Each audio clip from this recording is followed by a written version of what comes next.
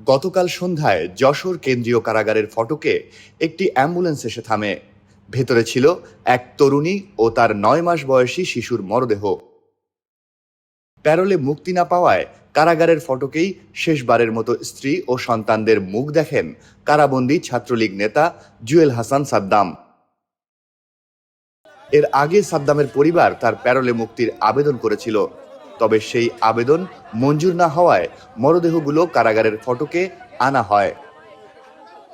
কারা কর্তৃপক্ষ জানায়, অ্যাম্বুলেন্স সহ কারাগারের ফটক এলাকায় ৬ জন স্বজনকে প্রবেশের অনুমতি দেওয়া হয়েছিল। এর আগে দুপুরের দিকে বাগেরহাট সদর উপজেলার সাবেকডাঙ্গা গ্রামের একটি বাড়ি থেকে মা ও সন্তানের মরদেহ উদ্ধার করে পুলিশ। স্বর্ণালীর মরদেহ ঝুলন্ত অবস্থায় পাওয়া যায় এবং শিশুটিকে ঘরের মেঝেতে নিথর পড়ে থাকতে দেখা যায়।